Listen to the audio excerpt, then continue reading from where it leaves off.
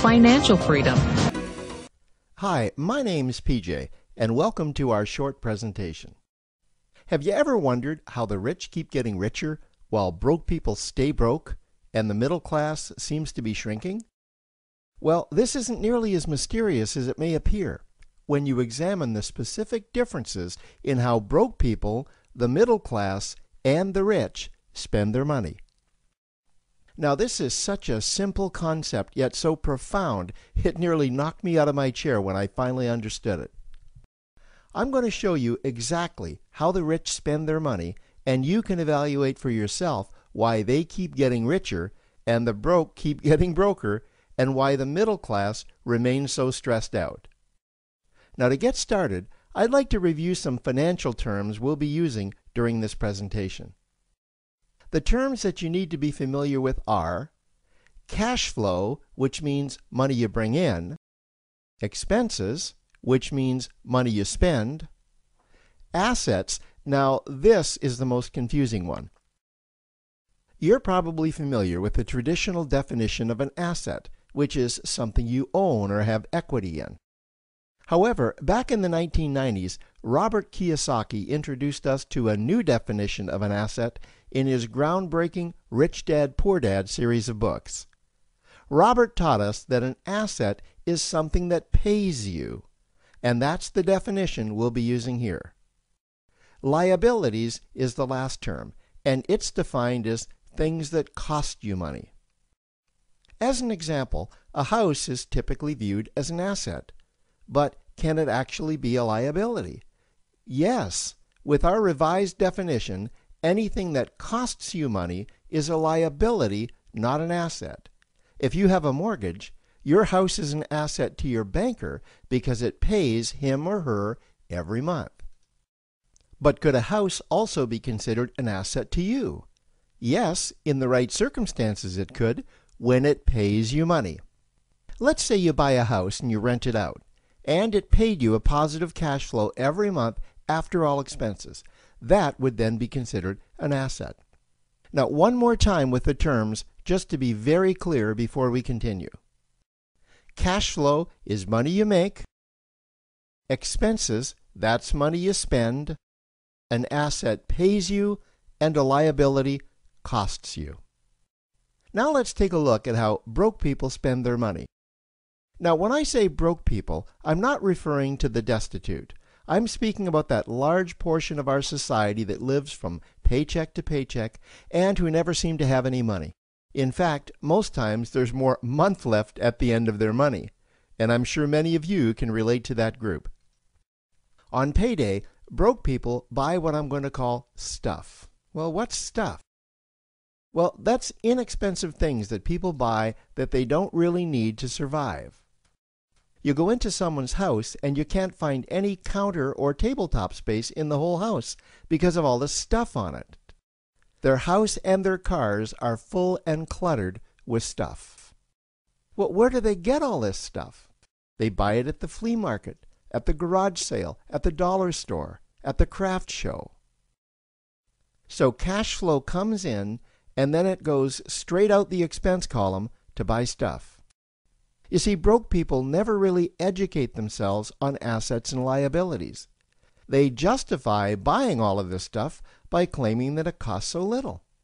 But over the years, it's all they ever have. The problem is their cash flow never produced or created more cash flow.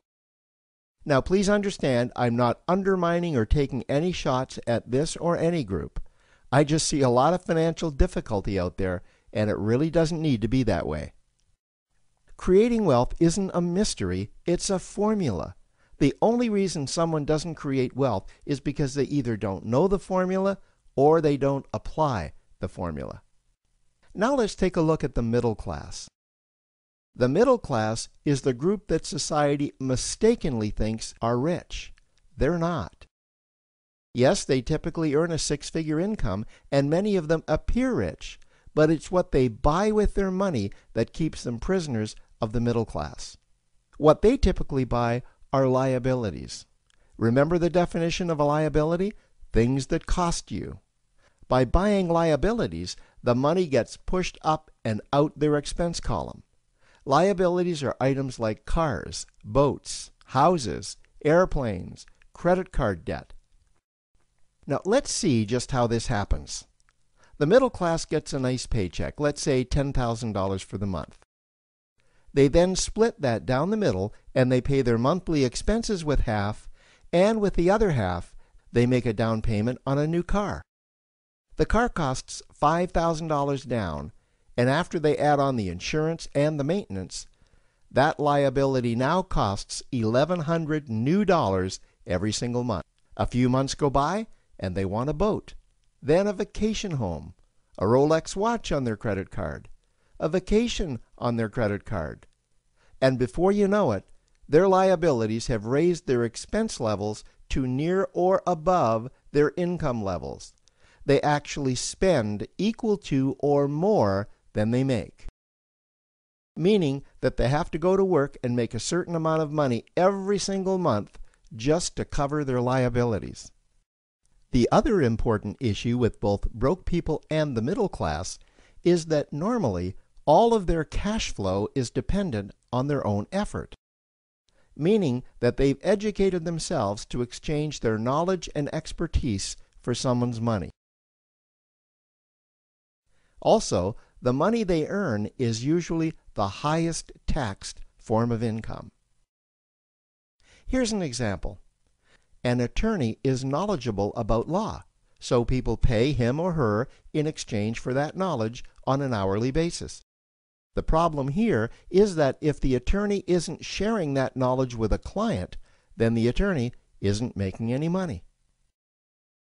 This causes lots of stress and anxiety in their lives, and if you ever ask them to take an afternoon off to play golf with you, well, they very rarely can because of how much money it'll cost them to take that time off.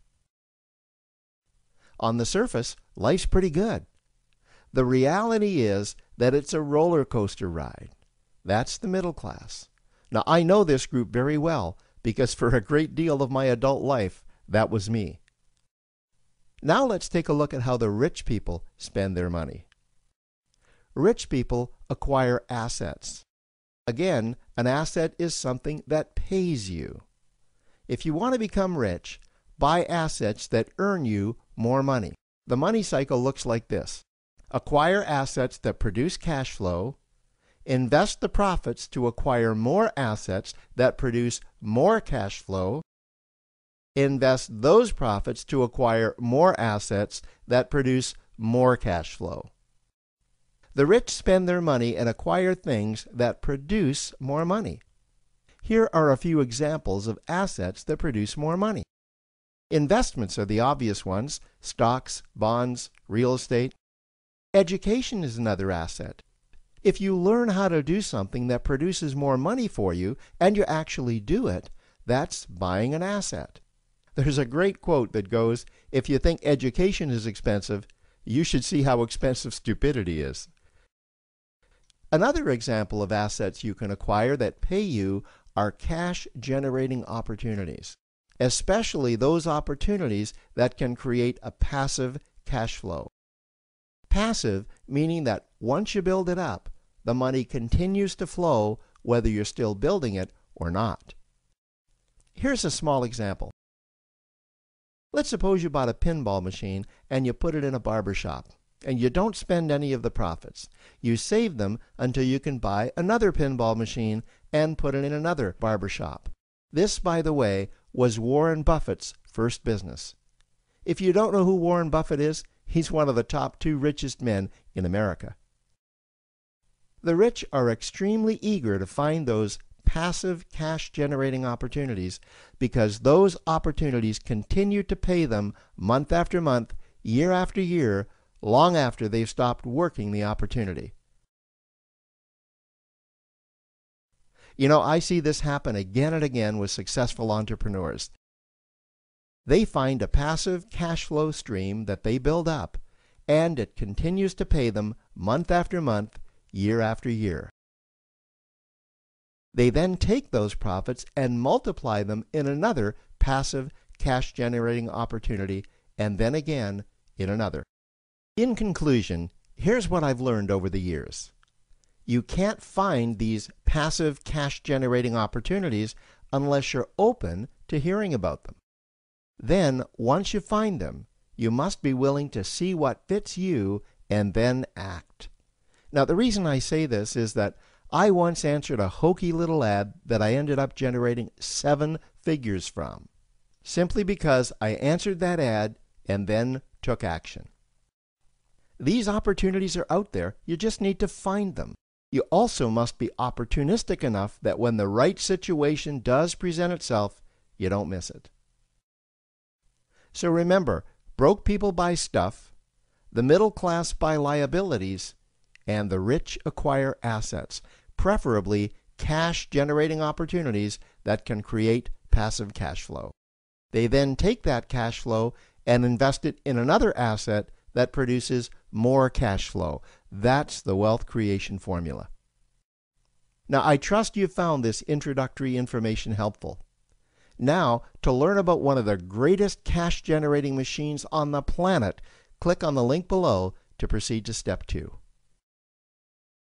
Our parents beat us to get good grades for a reason, because they want us to be successful. They want to drill home, if you don't have an education, no one will hire you. If no one hires you, you have to make no money. If you make no money, you can be in poverty. No one wants their kids in poverty. That's why we beat it into them, make it happen. I get that. That's just the hard loving. But you know what? If you get the good grades, if you educate yourself, who says you can't be your own boss? I mean, think about it. You got a 4.0 GPA, perfect English, awesome in math. Why can't you just build systems to help build water wells? Why can't you be the next internet marketing sensation that helps people not have foot problems? Why can't you? Who says your income has to come from someone else? Why can't you create your own economy? So when we're always worried about when the next job comes, I've been laid off twice. 2 major companies laid me off because just bad years, bad numbers. Why can't we be the employers to give people jobs? Some people want a job. That's cool. But when you give a job, you give your time, and your time has a value. And if you really believe you're only worth $50 an hour, you need to check yourself. I'm speechless. So again, guys, if you're watching this, whether again you're coming from an Asian American background or you're in college or a recent grad and you're in a major where you're just not satisfied, you're not feeling fulfilled, and you just don't want that cubicle lifestyle where you're just going to be an engineer, crunching numbers all day, there is a new possibility. Lawrence Tam has done it. Show him the ring. This ring. For those Asian Americans who like proof, right here, this ring is worn by those who have made $1 million or more in this business. So he's done it, you can do it too.